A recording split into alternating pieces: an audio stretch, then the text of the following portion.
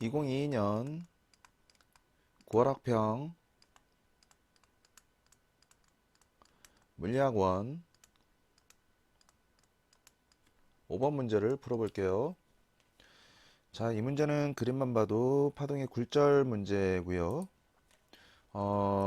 일단 문제를 보면 그림 가는 매질 A, B에 볼펜을 넣어 볼펜이 이렇게 지금 걸쳐 있는 거죠. 볼펜을 넣어서 볼펜이 꺾여 보이는 것을 나타낸 거고요. 매질 A에서 지금 보고 있는 거죠. 뭐 공기라고 해도 되고요. 얘는 뭐 다른 어떤 액체라고 해도 되고요. 상관은 없어요. 그냥 일반적이지 않게 그냥 A, B로 주어진 거고요. 그리고 이제 나는 물속에 잠긴 다리가 짧아 보이는 것을 나타낸 겁니다. 자, 둘의 공통점이 지금 매질 A에서 볼 때, 공기 중에서 볼 때, 매질 B나 물속에 있는 물체가 떠 보이는 거죠. 같은 거거든요. 그런데 일단 이거에 대한 옳은 설명을 찾아라 그랬고, 지금 이 문제가 그렇게 어려운 문제는 아닌데 학생들이 가끔 착각을 하는 게 지금 이 꺾여 있는 볼펜이 실제로 빛이 이렇게 왔다라고 착각을 해요. 이건 빛이 아니죠. 자, 지금 공기 중에서 물속에 있는 물체를 볼 때를 한번 예를 들어 볼까요? 중학교 때 많이 나오는 형태인데요. 여기가 이제 물속이고요.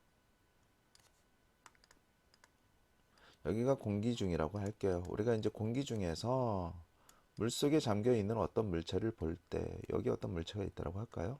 여기 어떤 물체가 있는데 이 물체를 우리가 볼 때 눈이에요. 그러면 이 물체에서 나온 빛이 곧장 우리 눈으로 직진해서 오지는 않죠. 바로 이렇게 경로를 그려보면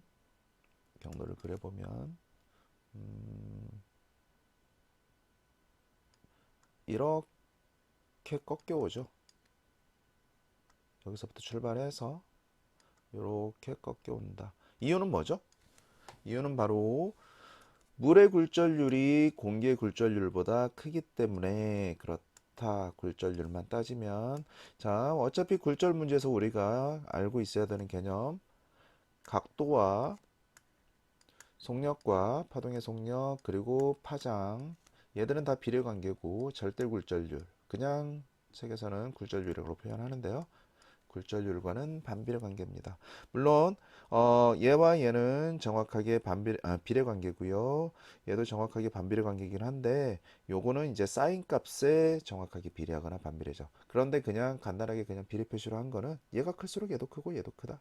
얘가 작으면 작고 작다. 그걸 그냥 간단하게 표시한 거예요. 자, 그럼 이 각도는 뭐냐? 바로 입사각이나 굴절각이죠. 바로 지금 이 경계면에 법선을 그렸을 때 요 각도, 요 각도. 뭐 빛이 이렇게 진행하면 얘가 입사각, 얘가 굴절각. 그런데 뭐 이렇게 진행하면 얘가 입사각, 굴절각. 그러니까 입사각이냐 굴절각이냐 이런 건 중요하지 않아요. 빛이 어디에서 어디로 진행하느냐 그거에 따라서 이제 이름이 붙여진 거기 때문에 그냥 각도만 비교하면 되거든요. 자, 바로 아 빛은 물에서가 느리고 공기 중에서 빠르다. 그러니까 각도도 물보다는 공기가 더 크다. 굴절률은 반대로 물이 더 크다. 지금 요거는 굴절률 표시한 거예요. 이게 이제 중요한 게 뭐냐면 우리의 시선 방향은 바로 눈이 보고 있는 방향은 여기를 그대로 향할 수밖에 없거든요.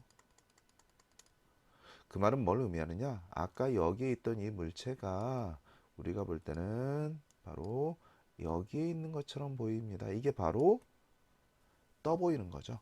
지금 가 상황, 나 상황이 다 똑같은 거예요. 그래서 나는 뭐 물에 있는 발이 떠 보이기 때문에 공기 중에서 보면 이렇게 보이지만 지금 가 상황은 바로 얘가 매질 B고 얘가 매질 A라는 걸 금방 알 수 있어요. 가에서는 매질 B에 있는 물질이 매질 A에 있는 관측자한테 떠 보이는 것처럼 보이는 거고요. 나에서는 물에 있는 물체가 공기 중에서 보는 관측자한테 떠 보이는 것처럼 보이는 거죠. 자, 그래서 기억부터 정리를 해볼까요? 자, 가에서 굴절률은 A가 B보다 큽니다. 굴절률은 B가 더 크죠. 그래서 틀렸고요. 그 다음에 니은 가에서 빛의 속력은 A에서가 B에서보다 큽니다. 빛의 속력도 각도가 큰 쪽이 크니까 A에서가 B에서보다 큰다. 맞죠?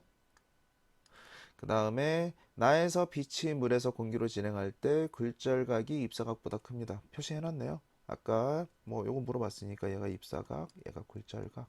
굴절각이 입사각보다 큽니다. 맞네요. 그래서 정답은 니은디귿 4번 이렇게 찾아주면 되겠습니다.